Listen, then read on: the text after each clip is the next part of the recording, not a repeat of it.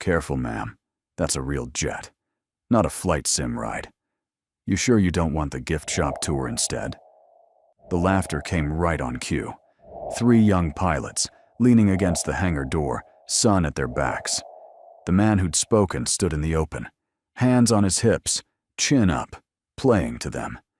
Captain Brett Maddox, flight commander. Golden boy. The kind of man who narrated his own life because he assumed everyone wanted the broadcast. The woman he was talking to did not look up. Her gloved hand was already inside the intake of the F-16, fingers spread, sweeping the duct for foreign object debris the way a surgeon checks for a sponge. She found nothing loose. She withdrew her hand, wiped 2 fingers along the lip of the inlet, checked them, and moved on. She had not acknowledged him. She had not acknowledged any of them. 7:10 in the morning. The desert was already shimmering. Heat came up off the ramp in slow waves, bending the far end of the flight line into water that wasn't there. The jet in front of her wore a fresh coat of gray and a maintenance tag clipped to the canopy rail, marked for a functional check flight. Somebody had signed it ready. She did not believe them yet. She wore a plain flight suit. No wings, no name tape, no squadron patch. A contractor's flight safety lanyard hung at her chest, the laminated card turned backward.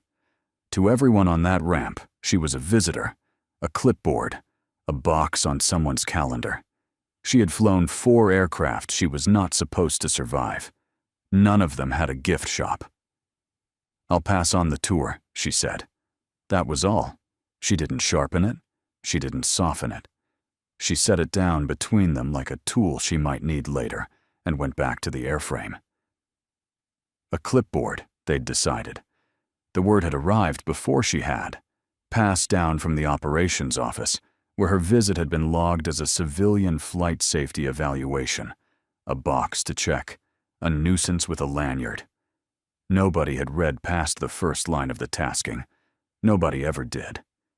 That was the whole reason it worked.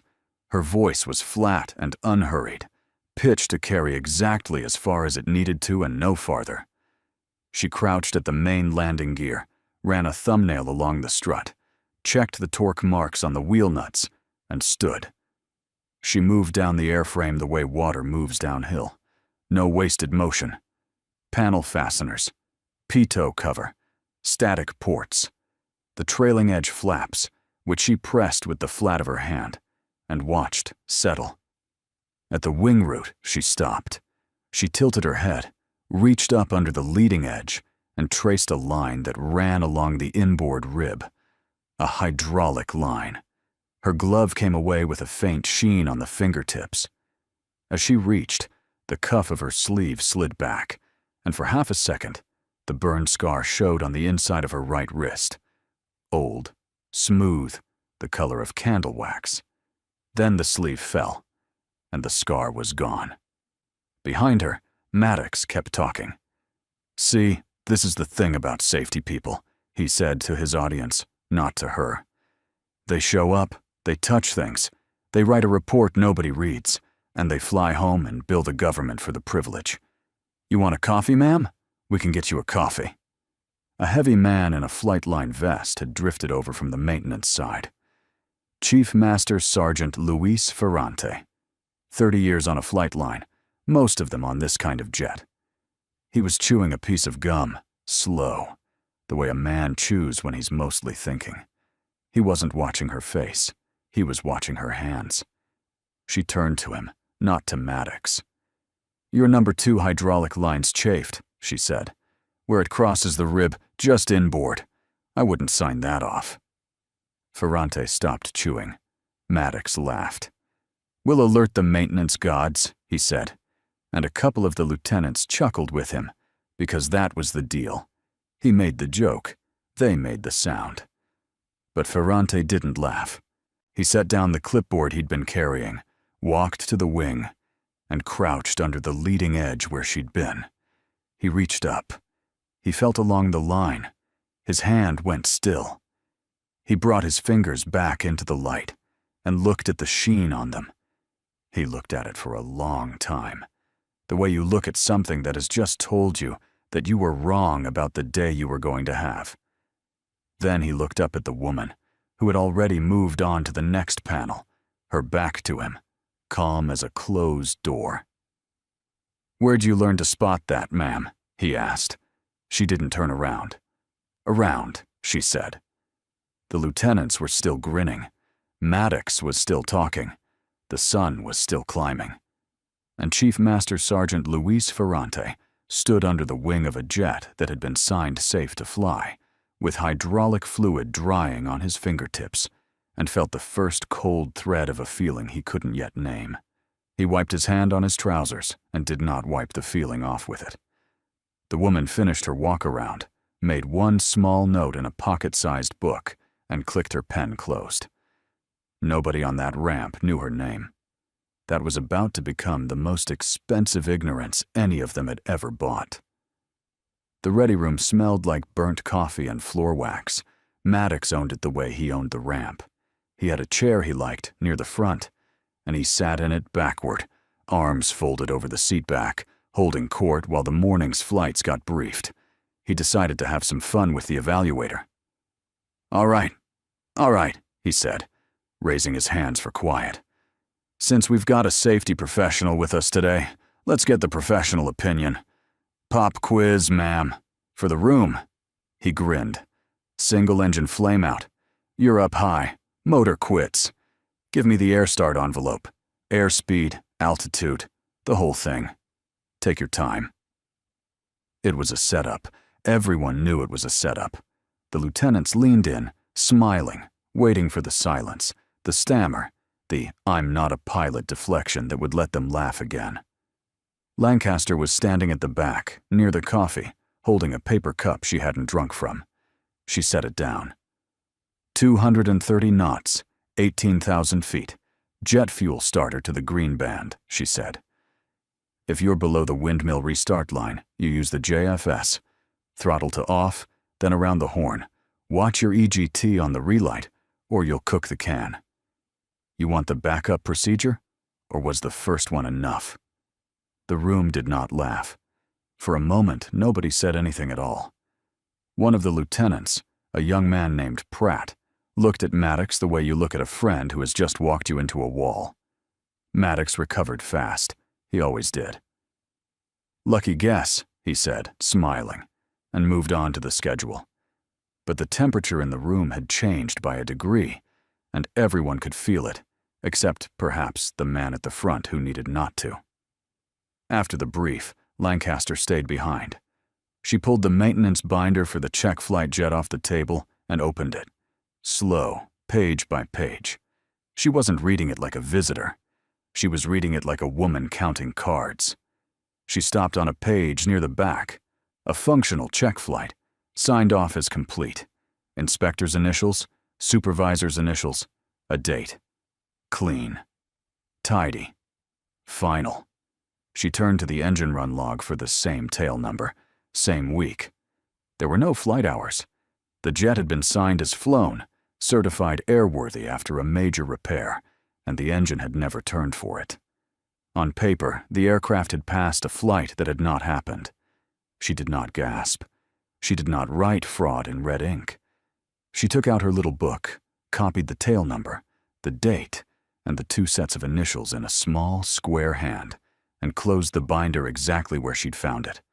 She turned 3 more pages.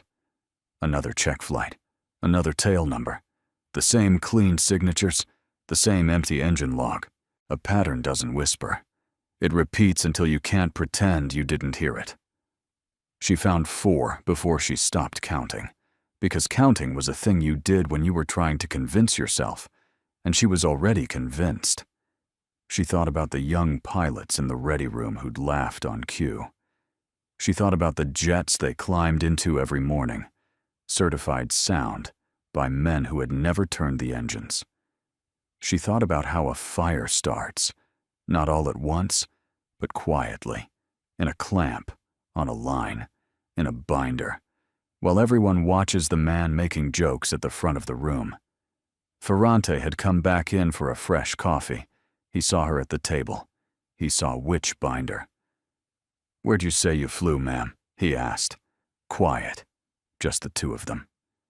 She slid the binder back into the rack, squared its spine with the others, and looked at him for the first time. Full on. Pale eyes. Nothing in them you could use. "I didn't," she said.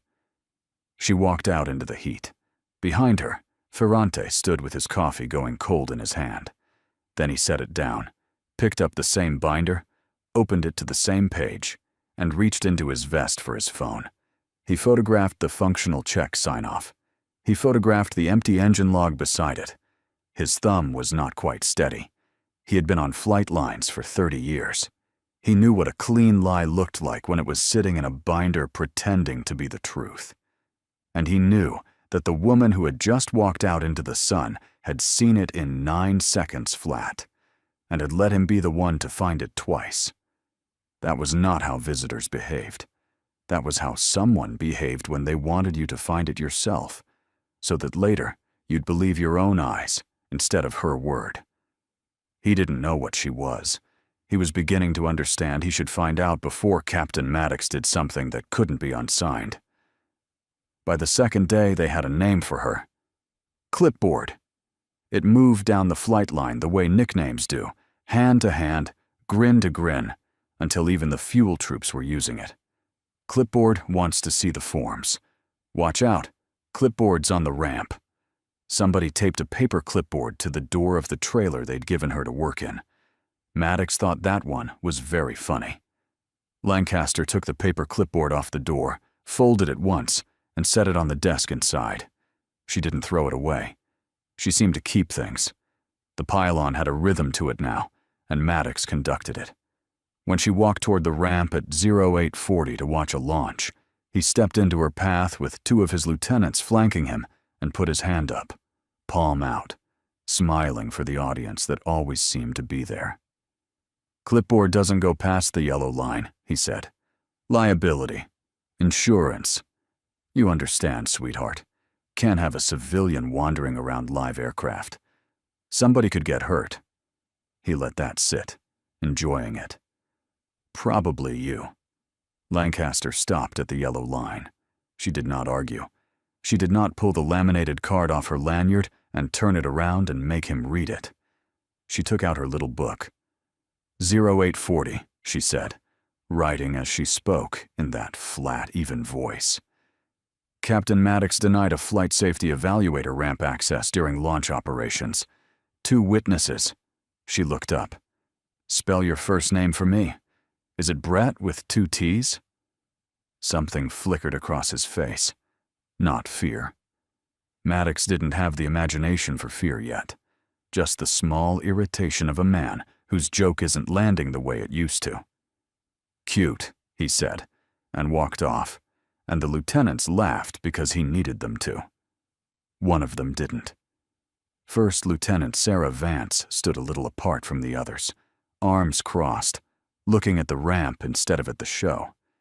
She was young, maybe 26, with the careful posture of someone who had recently learned that being good wasn't the same as being safe. 2 days earlier, she'd written up a jet, a real gripe, a real problem with the flight controls. And 2 days earlier, she'd been told to fly it anyway. And she had, because the alternative was a conversation about whether she really wanted to be a fighter pilot. She watched the woman they called Clipboard write in her little book, calm as Sunday, and Vance felt something she couldn't name pull at her.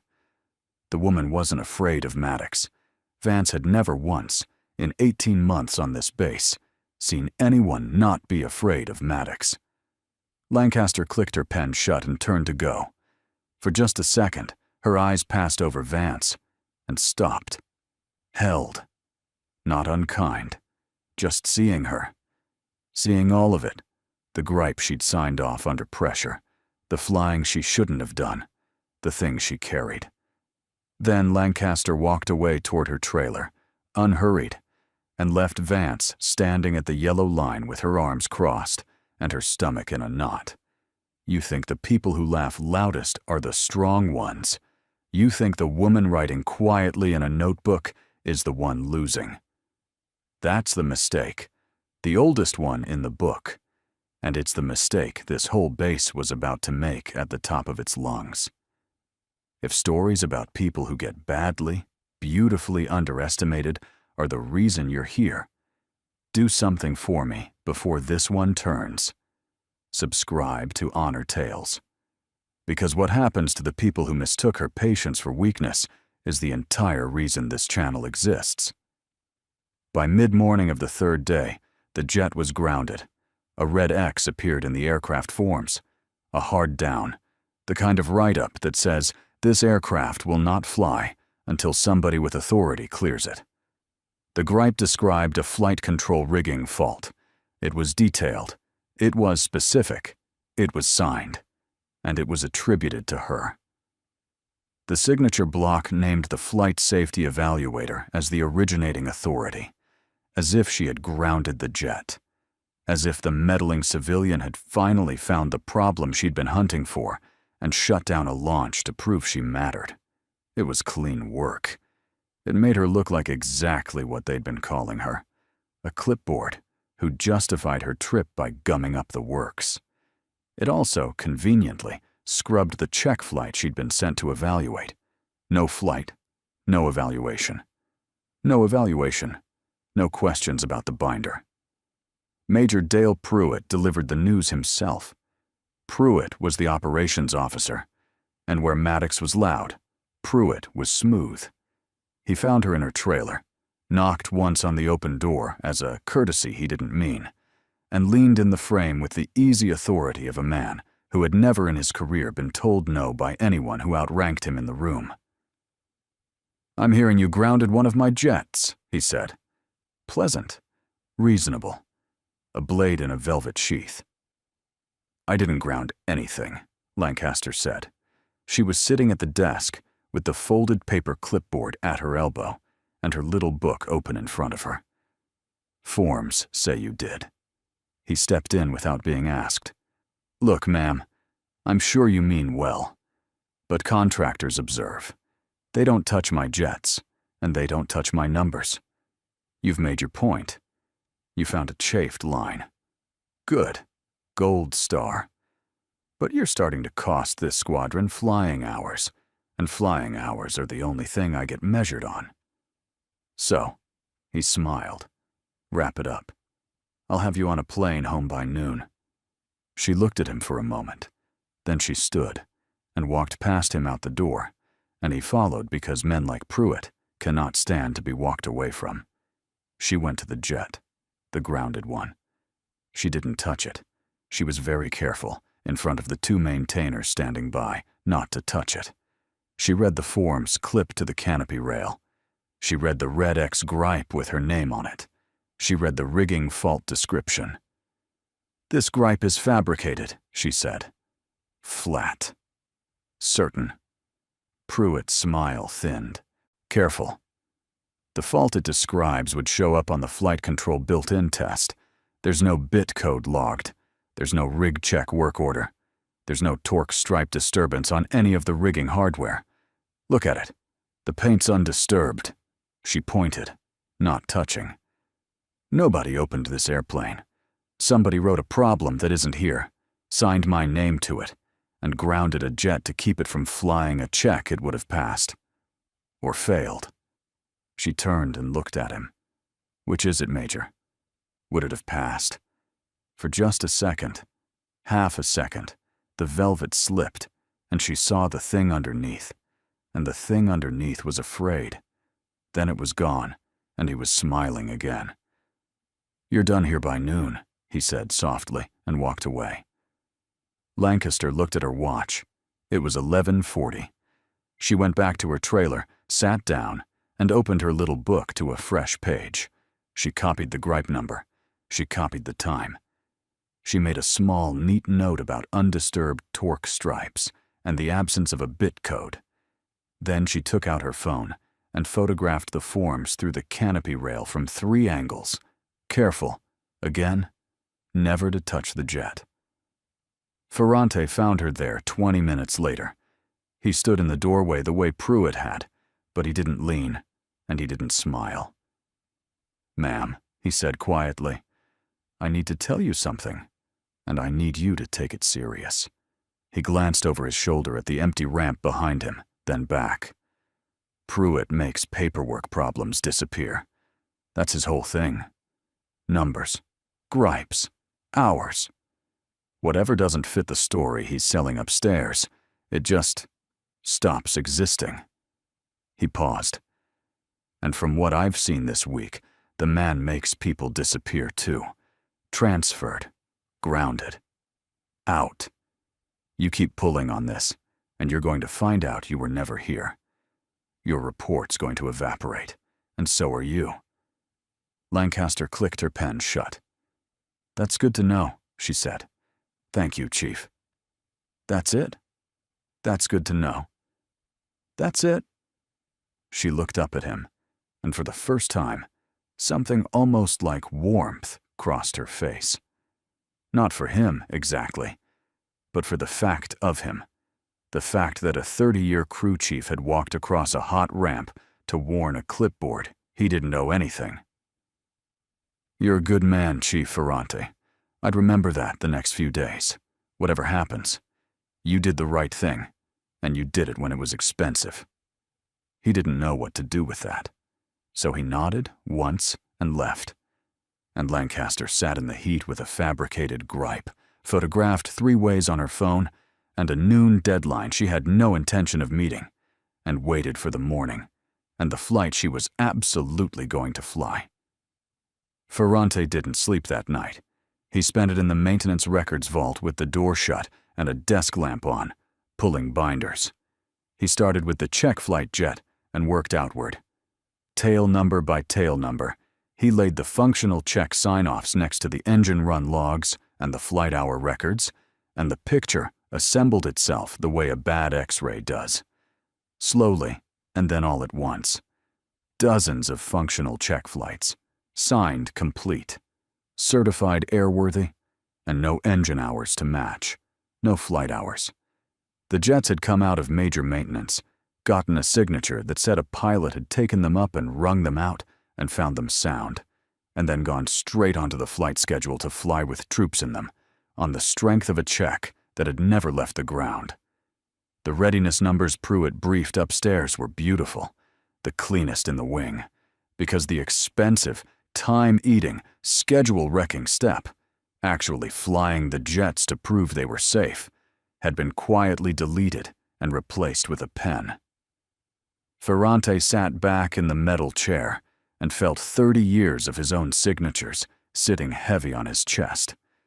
He hadn't signed these, but he'd worked the flight line they fed, and he'd strapped young pilots into airplanes that a piece of paper swore were sound, and the paper had been lying. He pulled one more binder, the oldest in the stack, and laid it open under the lamp, and he thought about Lieutenant Vance. She'd written up a flight control gripe 2 weeks back, a real one, he'd seen it. And then the gripe had quietly changed status overnight, and the jet had flown, and the lieutenant had stopped looking people in the eye. He hadn't connected it to anything then. He connected it now. Pruitt didn't just invent flights that never happened. He erased the problems that did. A young pilot's honest fear, sanded down to a clean number on a slide. That was the part that turned Ferrante's stomach worse than the fraud. The fraud was about money and reputation. This was about feeding kids into the sky on a lie and teaching them to be quiet about it. He photographed every page. He backed it up twice. And he made himself a promise, alone in that vault, that whatever happened to the woman they called Clipboard, the binders were going to outlive Major Pruitt's version of events. He thought about the woman. Clipboard. The way she'd found the chafed line in 9 seconds. The way she'd quoted the AirStart envelope cold. The way she'd read the flight line frequency the day before, when the tower had called traffic, and she'd murmured the readback under her breath. Automatic. Perfect. The cadence of someone who had said those words 10,000 times with her life on the other end of them. He'd heard that cadence exactly once before in his career, a long time ago, from a pilot whose name he wasn't allowed to say out loud. In the morning, he found Maddox at the coffee and pulled him aside, away from the lieutenants, into the equipment room where the door closed. "I need you to stop," Ferrante said. "Whatever you and Pruitt have got going with that woman, stop it. Today." Maddox laughed. "Chief, relax. She's a clipboard. By lunch, she's a story we tell at the bar." "She is not a clipboard." Ferrante stepped closer, and his voice dropped, and there was 30 years in it. "Son, I have been on flight lines since before you could drive. I have heard exactly one person in my life read a tower frequency the way she does, like the words are load-bearing, like she's holding something up with them. One. And you don't want to know what happened to the last man who got in that pilot's way, because I watched it, and it was the worst day of his career, and he deserved it less than you do. He let that land. If she is who I think she is, you need to walk away. Right now. Before you put your hands on something you can't put back." For one moment, Maddox almost heard him. You could see it. A flicker, a crack. The boy under the captain wondering if the chief might possibly know something he didn't. It would have cost him nothing to walk away. A shrug, a joke. The day would have ended quietly, and he'd have flown jets for another 20 years and told no one about the week the safety lady came. But Maddox had an audience in his head even when the room was empty. And men who perform for an audience in their head cannot afford to be seen backing down, not even by themselves. "She's a clipboard," he said again, and smiled, and walked back out to the coffee. Ferrante stood alone in the equipment room and rubbed his face with one hand. Out on the ramp, in the early cool, Lancaster was already at the jet, the grounded one, the red X quietly lifted overnight by a maintenance officer who'd actually inspected it and found nothing wrong, because there had never been anything wrong. She was doing her walk-around again. Slow, methodical. The same as the first morning. Panel fasteners, P-toe cover. The hydraulic line, repaired now, which she checked twice. She climbed the ladder, settled into the cockpit, and began to strap in. Coke fittings, lap belt, the flow of switches under her hands moving in an order nobody on that flight line had been taught, because it wasn't a checklist order, it was a combat order, the sequence you build when you've had to do it fast in the dark with something trying to kill you. A maintainer at the tower frequency heard a calm voice, key up to confirm the radios, give a read back, and go quiet again. Perfect cadence, load-bearing. You've watched a whole base decide this woman is nobody. You've watched them name her, block her, forge her signature, and try to put her on a plane. And you still don't know what she did 16 years ago, in the dark, over a country none of these men have ever flown a combat sortie above. You're about to. But first, if you've ever been the quietest person in a loud room and known something they didn't, you already understand her. Subscribe to Honor Tales and stay with me, because the next part is the one that explains the scar on her wrist. She kept the ribbon in a drawer, not on a wall. That night, in the small, bare room they'd assigned her in the visiting quarters, Lieutenant Colonel Michelle Lancaster sat on the edge of a thin mattress and opened the bottom drawer of the nightstand.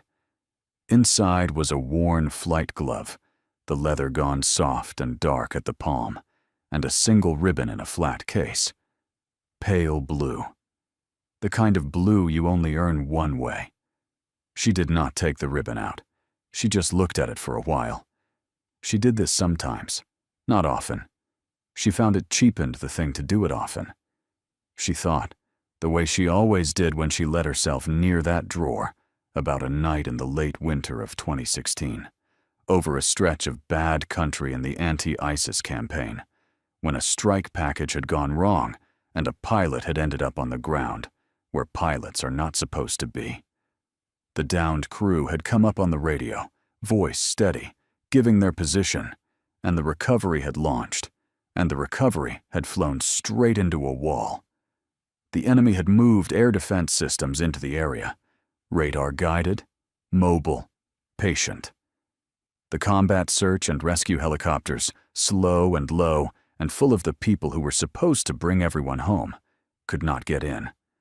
Every time they tried, the radar woke up and the sky filled with the thing that kills helicopters. Lancaster had been on a separate tasking, 2 ships, call sign that didn't matter anymore. Her wingman was Captain Ray Okafor. Talon, they called him. A steady, funny man with a baby daughter and a way of saying everything's fine on the radio that made everything feel fine. She'd taken a hit early. Something off the ground had reached up and put a hole in her jet, and the airplane was flying ugly, one system bleeding into another. The kind of damage where the smart thing, the briefed thing, the thing the regulations were written in blood to make you do, was to turn for home and nurse it back and live. The downed pilot's voice had come up again. Lower now. They can hear me moving. I don't think I have long.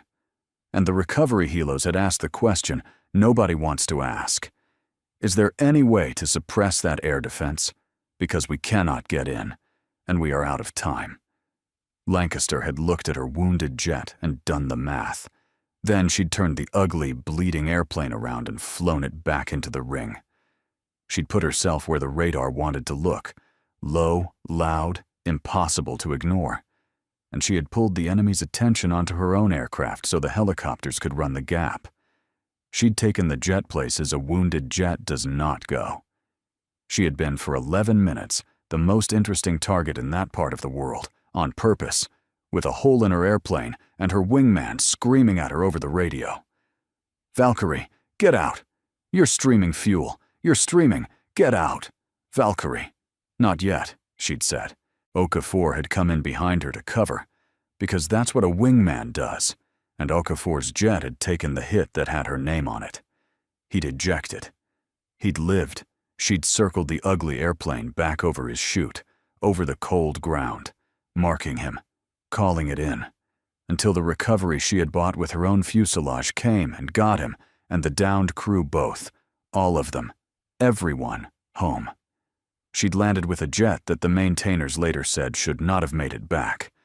There'd been a fire on the ground crew's side as they safed it. That was the scar. Smooth now, the color of candle wax, on the inside of her right wrist. The recovered crew had started it, Valkyrie, the one who comes for you. And the ground controllers had picked it up, and by the time the paperwork caught up, it was just her call sign, the way a scar is just your skin. Valkyrie 1. Okafor had found her afterward, on the ramp, both of them still in their gear, his flight suit torn at the knee from the ejection. He hadn't said, "Thank you. You don't," for that. He'd just put his forehead against her shoulder for a second, the way you lean on a wall when your legs are done, and then he'd straightened up and said, in that everything's fine voice, that his daughter was going to want to meet the lady who flew the broken jet back into the bad place.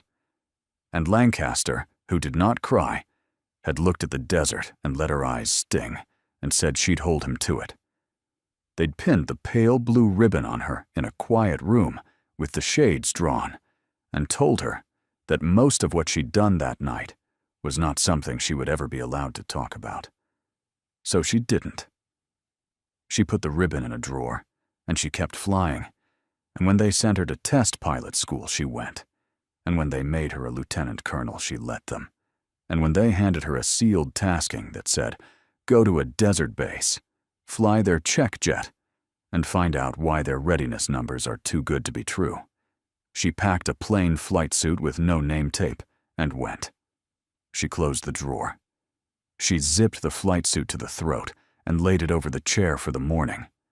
Out there on the dark ramp, a hydraulic line lay quiet in its repaired clamp, and a fabricated gripe sat photographed on a phone, and a major slept the untroubled sleep of a man who had never once been caught, and a golden boy dreamed of an audience.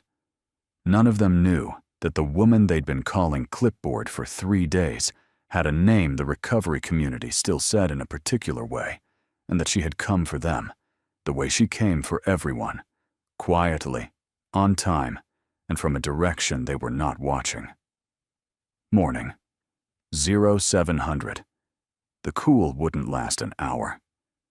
Lancaster walked out to the jet in her flight suit and her worn gloves, helmet bag in one hand, and the flight line stopped pretending not to watch. The schedule said the check flight was on. It said a pilot was flying it. It did not, in the version most of them had seen, say who. She did her walk around one more time. Then she went up the ladder. Maddox materialized at the base of it with his lieutenants, and this time a wider crowd, fuel troops, a couple of maintainers, 2 men with phones already out, because Maddox had let it be known there'd be a show. He stood at the bottom of the ladder and looked up at the woman buckling into the cockpit and grinned the biggest grin he had. Okay, this is good, he announced to the ramp. Clipboard's gonna fly the jet. Everybody seeing this? She found a chafed line. Now she figures she's Chuck Yeager. He laughed. Ma'am, I need you to climb down before you hurt yourself. That's a $40 million airplane, not a photo op. Lancaster didn't climb down. Her hands moved through the strap-in. Coke fittings, lap belt. The switch flow, that combat sequence, steady as a metronome. Pruitt came across the ramp fast, and the smoothness was gone now. Sanded off by something that had kept him up. The photographs he didn't know about. The binder he was starting to suspect she'd read. He had decided, somewhere in the night, to end this loudly enough that no report would survive it. Get the civilian out of my jet, Pruitt said. To Maddox, loud for the witnesses, building his own record. Unauthorized civilian in a military aircraft. Captain, remove her. Now. And here was the bright line, in the sun, with phones recording. Maddox went up 2 rungs of the ladder, reached into the cockpit, and put his hands on her. One hand closing on her left arm, the other reaching for the coke, fitting at her shoulder to unstrap her. Physically, in front of everyone, hauling a strapped-in pilot out of a cockpit by force. Lancaster did not fight him. That was the thing nobody could explain afterward. She didn't pull away, didn't shout, didn't pull rank she wasn't wearing. With his hand clamped on her arm, her right hand simply kept moving, completing the lineup check, the last items, calm as still water. And she turned her head and looked at him from a foot away. And she smiled. It was the first time anyone on that base had seen her smile. It was not a nice smile. It was the smile of someone who has just watched you sign something you can't take back. You really want your name on that order, Major? She said, not to Maddox, past him, to Pruitt at the bottom of the ladder. Quiet, almost gentle. Both your names, on video, pulling a rated pilot out of a cockpit. The smile didn't move. Go ahead, finish it. Maddox's hand tightened on her arm, and the tower keyed up. The flight line loudspeaker, the big horn mounted on the pole by the fuel pits, the one that pipes ground and tower frequency across the whole ramp so the troops can hear active aircraft calls, crackled to life in the sudden way it does, and a controller's voice, clear and bored and routine, rolled out across the concrete and bounced off the hangar wall and reached every single person standing on that flight line at the same instant. Valkyrie 1, winds calm, runway. 18, cleared for takeoff. The ramp went silent. Not quiet. Silent. The kind of silence that has a pressure to it. The 2 men with phones stopped narrating. The fuel troops stopped moving. Somewhere, a generator hummed, and that was the only sound in the world. The tower was working the real schedule. The real schedule had a call sign on it. The call sign was strapped into the jet with a captain's hands on her arm. Ferrante was the first to move. He came off the maintenance wall like something had pulled him upright by the spine, and he crossed 20 feet of concrete, and he stopped at the base of the ladder, and he came to attention, a 30-year chief, snapping to in front of a clipboard, and he brought his hand up in a salute so crisp it could have cut the air. "That's VALKYRIE 1, he said. His voice cracked and he didn't care. "Air Force Cross, Combat Search and Rescue, 16. You've got your hands on a legend, Captain. Get them off her. Get them off her right now." Maddox didn't move. He couldn't. His brain hadn't caught up to his ears. His face did the whole thing then, in front of everyone, in the time it takes to drop a coin. The grin first, still there out of habit. Then confusion, the eyebrows pulling in. "Valkyrie, what? Who?" Then disbelief, the head giving a tiny shake. No, she's a clipboard. This is a bit. Somebody's messing with the freak." Then recognition, as his eyes went from the woman's face to the burn scar on the wrist of the arm he was holding, to the way her free hand had never once stopped flying the airplane. Recognition arriving like cold water down the back of the neck. And then, last, horror. Pure, total, career-ending horror. The look of a man who has just understood that the worst thing he has ever done, he did on camera, with his hands, to the wrong person, while a loudspeaker told everyone her name. He let go of her arm like it was the hot section of an engine. A staff car had pulled up at the edge of the ramp. A young officer in service dress got out fast, a general's aide with a folder, and walked straight across the flight line and stopped at the foot of the ladder beside Ferrante and saluted upward. "Lieutenant Colonel Lancaster," the aide said, loud and clear, and for the record. "Ma'am, the general sends his respects and asks if you require anything before your flight. We have your orders and the audit authority on file." He turned then and looked at Pruitt, and his voice changed. "Major Pruitt, the general would also like to see you. Immediately." Pruitt had gone the color of the concrete. 2 security forces members were already walking toward him, unhurried, the way you walk toward a man who isn't going to run because his legs have stopped working. Up in the cockpit, Lancaster finished her checks. She keyed the radio, and her voice went out over the same loudspeaker that had just changed every life on that ramp, calm and load-bearing, and exactly as far as it needed to carry. "Tower, VALKYRIE 1, copy cleared for takeoff." Then, off the radio, down to the man frozen on the ladder, in a voice meant only for him. "Hands off the aircraft, Captain. I have the jet." Around him, the ramp was rearranging itself in real time. The lieutenants who'd laughed on cue for 3 days had gone still and small, each one privately running the tape of every joke he'd told, every grin he'd offered up to the front of the room. Pratt, the one who'd looked at Maddox in the ready room like a man led into a wall, had taken his hat off without seeming to know he'd done it. The fuel troop stood at a loose, unconscious attention. Nobody was filming her now. The 2 men with phones had lowered them, because some part of them understood that what was happening was not the kind of thing you point a camera at. It was the kind of thing you stand still for. Maddox came down the ladder backward, one rung at a time, like a man descending from somewhere he should never have climbed. The canopy came down over Lancaster's head, sealing her into the cool quiet of the cockpit, where the only voice was the one she trusted, and the engine spooled up, and the jet rolled forward off the chocks, while behind her, in her mirrors, 2 security forces troops walked Major Dale Pruitt off the flight line, with a hand on each arm, the exact thing he'd ordered done to her, done now to him, in the same sun, in front of the same phones. The check flight took 51 minutes. She wrung the jet out the way it was supposed to be wrung out. The full functional profile, every system. The flight controls Pruitt's people swore were broken and weren't. The engine they'd certified without ever lighting. She found 2 real discrepancies, neither dangerous, both legitimate, and she logged them honestly, because that was the entire point. An honest check, flown by a real pilot, written down true.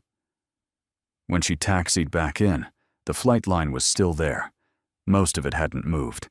What came after came fast.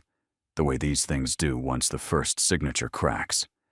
The Inspector General's team, already inbound, because Lancaster's tasking had never been only about a jet, opened Pruitt's records that afternoon. The picture Ferrante had assembled alone in the vault was assembled now by people with subpoena power and no reason to protect anyone. Dozens of functional check flights signed and never flown. Flight hours invented. Readiness numbers that were the cleanest in the wing because the dangerous, expensive truth had been replaced with a pen. Jets that young pilots had flown into the sky on the strength of a lie. Maddox's fabricated gripe, the red X with Lancaster's forged signature, the one meant to scrub her flight and bury the binder, turned out to be the most useful thing he ever produced. It was a documented act, time-stamped, witnessed, and it tied him directly to the effort to obstruct the audit. He had spent 3 days building, with his own hands and his own audience, the case against himself. And Lieutenant Sarah Vance walked into the IG's interview room on the second day, on her own, without being summoned, with her hands shaking and her chin up. 2 weeks ago, I wrote up a jet for a flight control fault, she said. It was real. I flew it anyway. Major Pruitt's office told me to fly it or lose my wings, and Captain Maddox laughed about it. And I flew a jet I knew was wrong because I was afraid. I've been afraid the whole time I've been here, she swallowed.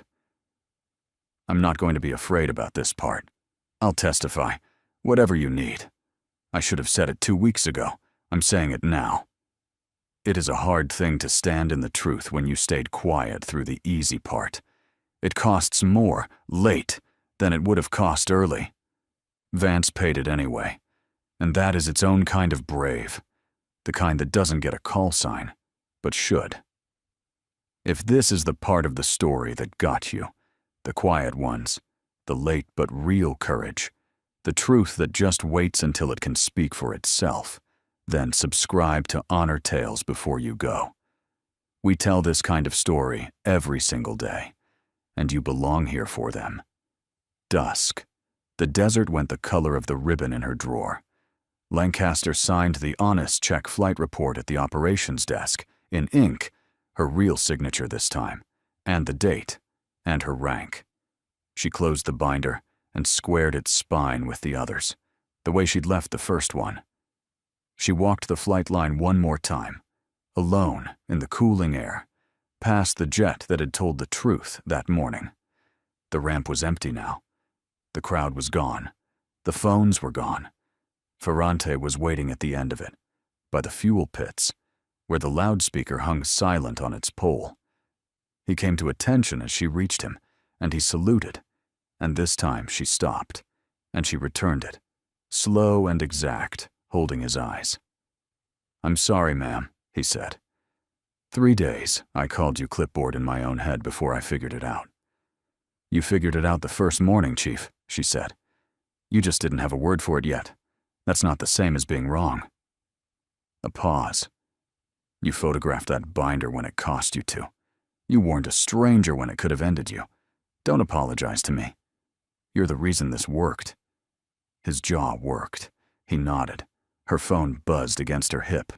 Not the cheap contractor phone. The other one. The one with no name on it. She stepped a few feet away, into the last of the light, and answered, and listened. A voice came through, older now, steady, a little gravel in it. A voice with a way of saying everything's fine, that made everything feel fine, even across a secure line, even after all these years. Valkyrie 1, this is Talon. A breath. They need you in the Pacific. There's a carrier, and there's a problem. And there's exactly one name everybody upstairs keeps saying. And it's yours. I told them I'd ask. I'm asking. Lancaster looked out across the flight line, at the silent loudspeaker, at the jet that had told the truth, at Ferrante standing at the edge of the dark with his hand finally down.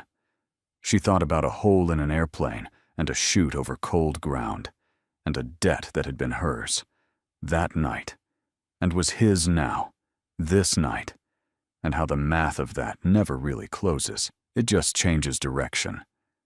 On my way, she said. She closed to the phone. She walked toward the light at the edge of the ramp, where a car was waiting, her worn gloves in one hand. And she did not look back, because she never did.